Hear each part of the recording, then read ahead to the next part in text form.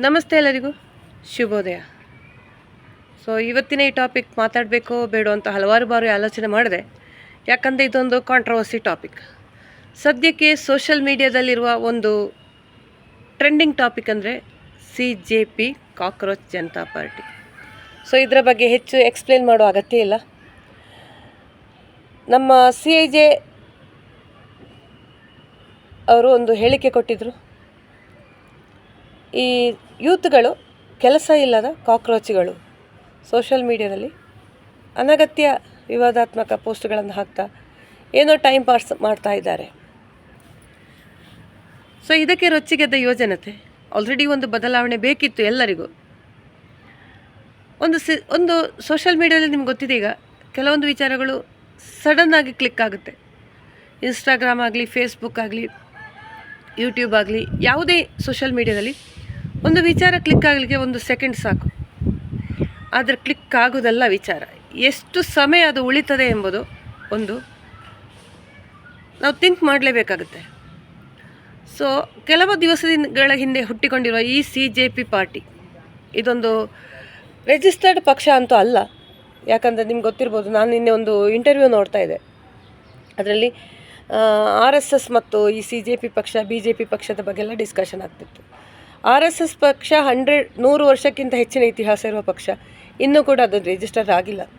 ಒಂದು ಪಕ್ಷ ಕಟ್ಟೋದಂದರೆ ಅಷ್ಟು ಸುಲಭ ಅಲ್ಲ. ಈ BJP ಆಗಲಿ, ಕಾಂಗ್ರೆಸ್ ಆಗಲಿ, ಯಾವುದೇ ಒಂದು ಪಕ್ಷ ಆಗಲಿ ಕಟ್ಟೋದು ಅಷ್ಟು ಸುಲಭ ಅಲ್ಲ. ಅದರ ಹಿಂದೆ ಹಲವಾರು ವ್ಯಕ್ತಿಗಳ ಪರಿಶ್ರಮ ಇದೆ. ಈಗ BJP ಎಂಬ ಒಂದು ಹೆಸರು ಬರುವಾಗ ನಾನು ಸದ್ಯಕ್ಕೆ BJP ಪರನೂ ಮೋದಿ ಪರನೂ ಅಲ್ಲ, ಖಂಡಿತ ಅಲ್ಲ. ರಾಜಕೀಯ ನಿಲುವು ನನ್ನದು ಕಮ್ಯುನಿಸ್ಟ್ ಪಕ್ಷದ ಪರ. ಅದು ಯಾವತ್ತೂ ಕಮ್ಯುನಿಸ್ಟ್ ಪಕ್ಷದ ಪರನೇ ಆಗಿರುತ್ತೆ. ಅದು ಬಿಟ್ಟರೆ ಕಾಂಗ್ರೆಸ್ 3rd ಪ್ಲೇಸ್ ನಾನು ಕೊಡೋದು BJPಗೆ. ಅದಕ್ಕೆ ಕಾರಣ ಇದೆ, ಆ ನಂತರದ ವಿಡಿಯೋಗಳಲ್ಲಿ ನಾನು ಹೇಳ್ತೀನಿ. ನಮಗೆ ಹೊಸದಾಗಿ ಹುಟ್ಟಿಕೊಂಡ ಈ ಪಕ್ಷ, ಇದು ಪಕ್ಷ ಅಂತೂ ಅಲ್ಲ, ಒಂದು ಡಿಜಿಟಲ್ ಕ್ಯಾಂಪೇನ್ ಅಂತಲೇ ಹೇಳ್ಬೋದು ನನ್ನ ಪ್ರಕಾರ. ಆದರೆ ಇದು ಎಷ್ಟು ಸಮಯ ಉಳೀತದೆ ಅದು ಮೇನು. ಒಂದು ಯೂತ್ ಜನ್ರೇಷನ್, ಯಂಗ್ ಜನ್ರೇಷನ್ ಒಂದು ಜೋಶಲ್ಲಿ ಸ್ಟಾರ್ಟ್ ಮಾಡಿದರೆ ಹಲವಾರು ಗಣ್ಯ ಪಕ್ಷದ ಕಾರ್ಯಕರ್ತರು, ಅಂದರೆ ಕಮ್ಯುನಿಸ್ಟ್, ಕಾಂಗ್ರೆಸ್ ಅಂತ ನೋಡದೆ BJP ಬಿಟ್ಟು ಎಲ್ಲರೂ ಈ ಪಕ್ಷಕ್ಕೆ ಸೇರಿಕೊಂಡಿದ್ದಾರೆ, ಕಾಕ್ರೋಚ್ಗಳ ಪಕ್ಷಕ್ಕೆ. ಅದರ ಜೊತೆ ನಮ್ಮ ಬುರ್ಡೆ ಗ್ಯಾಂಗಿನ ಕೆಲವು ಸದಸ್ಯರು ಕೂಡ ಸೇರಿಕೊಂಡಿದ್ದಾರೆ, ಮೋದಿ ವಿರೋಧಿಗಳು. ಯಾಕಂದರೆ ಮೋದಿ ವಿರೋಧಿಗಳು ಯಾಕೆ ನಾವು ಸೌಜನ್ಯ ಪರ ಹೋರಾಟಗಾರರು ಯಾಕೆ ಆದರು ಅಂತ ಕಾರಣ ಹೇಳೋದಕ್ಕೆ, ನಾನು ಒಬ್ಬಳು ಮೋದಿ ವಿರೋಧಿ ಯಾಕೆ ಆದೆ ಅಂತ ಈ ಸೌಜನ್ಯ ಹೋರಾಟದಲ್ಲಿ ನಿಮ್ಗೆ ಗೊತ್ತಿರ್ಬೋದು. ಹಲವಾರು ಬಾರಿ ನಾವು ಹಲವಾರು ಪ್ರತಿಭಟನೆಗಳನ್ನು ಮಾಡಿ, ಅದರಲ್ಲಿ ಉಜಿರೆಯಲ್ಲಿ ಮಾಡಿದ ಒಂದು ಪ್ರತಿಭಟನೆ ಡಿಸೆಂಬರ್ 3, 2023ರಲ್ಲಿ, ಅದರಲ್ಲಿ ನಾವು ರಕ್ತದಲ್ಲಿ ಸಹಿ ಹಾಕಿ ಸನ್ಮಾನ್ಯ ಪ್ರಧಾನಮಂತ್ರಿಗಳಾದ ಮೋದಿಯವರಿಗೆ ನಾವು ಆ ಲೆಟ್ರನ್ನು ಕಳಿಸಿದ್ವಿ. ಇಲ್ಲಿವರೆಗೆ ಅದಕ್ಕೆ ಪ್ರತಿಕ್ರಿಯೆ ಇಲ್ಲ. ನಮ್ಗೆ ಗೊತ್ತಿದೆ ಯಾಕಂತ. ಸೌಜನ್ಯ ಪ್ರಕರಣದ ಮಾತೆತ್ತಿದ್ರೆ ಯಾರು ಕೂಡ ಮುಂದೆ ಬರಲ್ಲ, ಯಾವ ರಾಜಕೀಯ ಪಕ್ಷಗಳು ಕೂಡ ಮುಂದೆ ಬರಲ್ಲ ಆ ಹೆಣ್ಣು ಮಗುವಿಗೆ ನ್ಯಾಯ ಸಿಗುವುದಕ್ಕೋಸ್ಕರ. ಇದರ ಹಿಂದಿನ ಕತೆ ಅಲ್ಲ, ಸತ್ಯ ಎಲ್ಲರಿಗೂ ಗೊತ್ತಿದೆ. ನನಗೊಂದು ನಿರೀಕ್ಷೆ, ಈ ಹೊಸ CJP ಪಕ್ಷ, ನಾನು ಯಾವ ಪಕ್ಷಕ್ಕೂ ಸಪೋರ್ಟ್ ಮಾಡಲ್ಲ ಇಲ್ಲಿ, ನಮ್ಮ ಪ್ರಕರಣದನ್ನು ಎತ್ತಿ ಹಿಡಿಯುತ್ತದೋ, ನಮ್ಮ ಸೌಜನ್ಯ ಪ್ರಕರಣನ ಎತ್ತಿ ಹಿಡಿಯುತ್ತೋ, ಏನು ಮಾಡೋಕ್ಕಾಗಲ್ಲ ಇನ್ನು ಹೋರಾಟ ಪ್ರತಿಭಟನೆಗಳು. ಯಾಕಂದರೆ ಕೇಸು ಸುಪ್ರೀಂ ಕೋರ್ಟಲ್ಲಿದೆ. ಸುಪ್ರೀಂ ಕೋರ್ಟಲ್ಲಿ ಏನು ಜಡ್ಜ್ಮೆಂಟ್ ಆಗುತ್ತೋ ಅದು ಫೈನಲ್ ಆಗುತ್ತೆ. ಅಲ್ಲಿ ಏನಾದರೂ ಒಂದು ಡಿಸಿಷನ್ ಆಗುತ್ತೆ. ಹೊಸ ಪಕ್ಷ CJP, ಕಾಕ್ರೋಚ್ ಜನತಾ ಪಾರ್ಟಿಗೆ ಟಕ್ಕರ್ ಹೊಡೆದು ನಿಂತಿದೆ ಅಂದರೆ ಇದಾಗಲ್ಲ. ಅದರಲ್ಲಿ ಕೇಂದ್ರದ ಒತ್ತಡನ ಯಾವುದೋ ಆ ಖಾತೆ ಬ್ಯಾನ್ ಆಯಿತು ಅಂತಲೂ ಬಂತು, ಟ್ವಿಟರ್ ಖಾತೆನೋ ಯಾವುದೋ ಒಂದು ಬ್ಯಾನ್ ಆಯಿತಂತೆ. ನಾನು ಹೆಚ್ಚು ಗಮನಿಸಲಿಲ್ಲ, ಆ ಬಗ್ಗೆ ಪೋಸ್ಟ್ಗಳನ್ನು ಗಮನಿಸಲಿಲ್ಲ.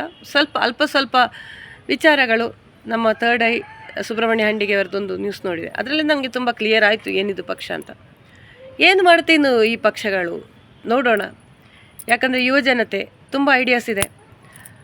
ನನ್ನದೊಂದು ಸಜೆಷನ್ ಇಷ್ಟೇ, ಸೋಷಲ್ ಮೀಡಿಯಾ ಒಳ್ಳೆಯದಕ್ಕೆ ಯೂಸ್ ಮಾಡಿ. ನಾನು 2008 ಸೋಷಲ್ ಮೀಡಿಯಾಕ್ಕೆ ಬರುವಾಗ ಹೆಚ್ಚೇನು ಪ್ರಚಾರ ಇರಲಿಲ್ಲ, ಆವಾಗ ಟ್ರೆಂಡಿಂಗ್ ಇರಲಿಲ್ಲ. ಇನ್ಸ್ಟಾಗ್ರಾಮ್ ಅಂತೂ ನಾನು ಇಲ್ಲ, ನನಗದು ಅಷ್ಟೊಂದು ಸೆಟ್ ಆಗ್ತಾನೂ ಇಲ್ಲ. ಫೇಸ್ಬುಕ್ ಯೂಸ್ ಮಾಡ್ಕೊಂಡು ನಾನು ಹಲವಾರು ಒಳ್ಳೆ ಕೆಲಸಗಳನ್ನು ಮಾಡಿದ್ದೀನಿ ಅಂತ ಹೇಳಲಿಕ್ಕೆ ಹೆಮ್ಮೆ ಪಡ್ತೀನಿ.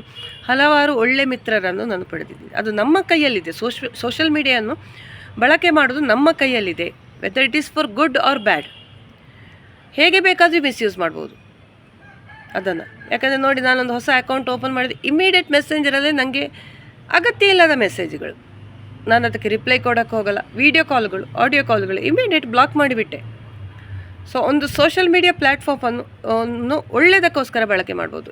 ಯಾಕಂದರೆ 10 ವರ್ಷಗಳ ಹಿಂದೆ ನಾನೊಬ್ಬರಿಗೆ ಮ್ಯಾಟ್ರಿಮೋನಿಯಲ್ಲಿ ಸಪೋರ್ಟ್ ಮಾಡ್ತಾಯಿದ್ದೆ.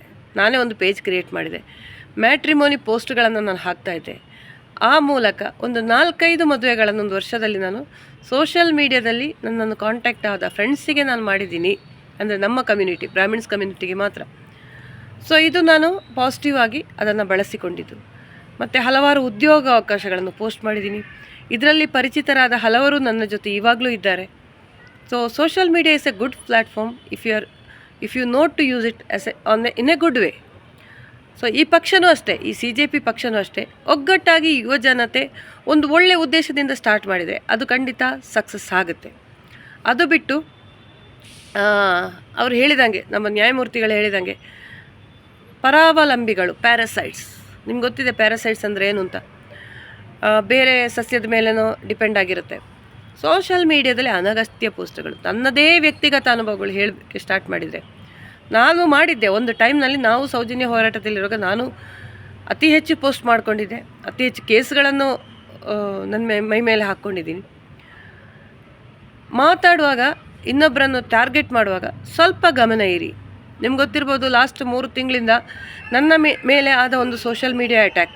ಯೂಟ್ಯೂಬಲ್ಲಿ ಕೆಲವೊಂದು ಯೂಟ್ಯೂಬರ್ಸ್ ನನ್ನ ಮೇಲೆ ಮಾಡಿದ ಅಟ್ಯಾಕು, ಸೋಷಲ್ ಮೀಡಿಯಾದಲ್ಲಿ ಮಾಡಿದ ಪೋಸ್ಟ್ಗಳು, ವಾಟ್ಸಪ್ಪಲ್ಲಿ ನನಗೆ ಮಾಡಿದ ಮೆಸೇಜ್ಗಳು, ಸೌಜನ್ಯ ಎಂಬ ಹೆಣ್ಣು ಮಗಳ ಹೆಸರು ಹೇಳಿಕೊಂಡು ಸಿಸ್ಟರ್ಸ್ ಆಫ್ ಸೋಲ್ಜರ್ಸ್ ಎಂಬ ಗ್ರೂಪ್ ಕ್ರಿಯೇಟ್ ಮಾಡಿಕೊಂಡ ಅಣ್ಣಾ ಬಾಂಡ್ ಎಂಬ ಒಬ್ಬ ಹೆಣ್ಣು ನಿಂದಕ ಕಳಿಸಿದ ಅಶ್ಲೀಲ ಮೆಸೇಜ್ಗಳು ಫೇಸ್ಬುಕ್ಕಲ್ಲಿ ಹರಿದಾಡಿದ್ದು ನಿಮಗೆ ಗೊತ್ತಿದೆ. ನನಗೂ ನನ್ನ ಫ್ಯಾಮಿಲಿಗೂ ಟಾರ್ಗೆಟ್ ಮಾಡಿ ಅದಕ್ಕೆ ಕಾನೂನಾತ್ಮಕ ಪ್ರಕ್ರಿಯೆಗಳು ಏನಿದ್ರು ಅದು ನಡೀತಾ ಇದೆ. ಸೊ ನನ್ನ ಸೋಷಲ್ ಮೀಡಿಯಾ ಬಂದಾಗ ನೀವು ಪಾರ್ಟಿ ಅವನದೊಂದು ಪಾರ್ಟಿ ಇತ್ತು, ಕೇಸರಿ ಸೇನೆ ಅಂತ, ಎಲ್ಲಿ ಹೋಯ್ತು ಗೊತ್ತಿಲ್ಲ. ಪಾರ್ಟಿ ಕಟ್ಟಿಕೊಳ್ಳುವುದಲ್ಲ ಮುಖ್ಯ, ಅದನ್ನು ನಡೆಸಿಕೊಂಡು ಹೋಗೋದು ಮುಖ್ಯ. ಆ ಪಾರ್ಟಿಯ ಧ್ಯೇಯ ಏನಿದೆ ಅದನ್ನು ನಡೆಸಿಕೊಂಡು, ಮತ್ತು ಆ ಯೂತ್ಸ್ ಇದರಲ್ಲಿ ಜಾಯ್ನ್ ಆಗಿದ್ದಾರಲ್ಲ, ಅವರು ಒಂದೇ ದಾರಿಯಲ್ಲಿ ಹೋಗಬೇಕು. ಎಲ್ಲರೂ ಒಗ್ಗಟ್ಟಾಗಿ ಹೋದರೆ ಮಾತ್ರ ನಿಮ್ಮ ಪಕ್ಷದ ಉದ್ದೇಶ ನಡೀತದೆ. ನಾನು CJP ಪಕ್ಷದ ಅಂಗವಾಗಿ ಹೇಳ್ತಾ ಇಲ್ಲ, ಇನ್ ಜನರಲ್ ಹೇಳ್ತಾ ಇದ್ದೀನಿ. ಪಕ್ಷದ ಉದ್ದೇಶ ಒಳ್ಳೆಯದಾಗಿದ್ದರೆ ಪಕ್ಷ ಗೆಲ್ಲುತ್ತೆ. ಇಲ್ಲಾಂದರೆ ಸಾಧಾರಣ ಸೋಷಲ್ ಮೀಡಿಯಾದಲ್ಲಿ ಯಾವುದೋ ಒಂದು ಹೈಪ್ ಕ್ರಿಯೇಟ್ ಆಗುತ್ತೆ, ಒಮ್ಮೆ ಮತ್ತೆಲ್ಲ ತಣ್ಣಗಾಗುತ್ತೆ. ಈ ಸಾಂಗ್ಗಳಕ್ಕೆ ಇತ್ತೀಚೆಗೆ ಹೊಸ ಮೂವೀಸ್ನ ಸಾಂಗ್ಗಳಷ್ಟೇ, ಒಮ್ಮೆ ಕ್ರಿಯೇಟ್ ಆಗುತ್ತೆ, ಒಮ್ಮೆ ಬರುತ್ತೆ, ಮತ್ತು ಸಡನ್ ಇದಾಗುತ್ತೆ. ಅದೇ ಹಳೆಯ ಸಾಂಗ್ ಆದರೆ, ಹಳೆಯ ಪದ್ಯಗಳು ನಮಗೆ ಯಾವತ್ತೂ ಆ ಲಿರಿಕ್ಸ್ ನೆನಪಿರುತ್ತೆ. ಅದೇ ಥರ ಹಳೆಯ ಪಕ್ಷಗಳು ಇದ್ದ ಪಕ್ಷವನ್ನೇ ಒಳ್ಳೆ ರೀತಿಯಲ್ಲಿ ಬೆಳೆಸುವುದು ಉತ್ತಮ ಅಂತ ನನ್ನ ಅಭಿಪ್ರಾಯ. ಹೊಸ ಪಕ್ಷಗಳು ಯಾವತ್ತೂ ಲಾಂಗ್ ಟರ್ಮ್ ಸ್ಟೇ ಆಗಲ್ಲ. ಇದಿಷ್ಟು ನನ್ನ ವಿಚಾರಧಾರೆ. ನಿಮಗೇನಿದ್ರೂ ಕಮೆಂಟ್ ಮಾಡ್ಬೋದು.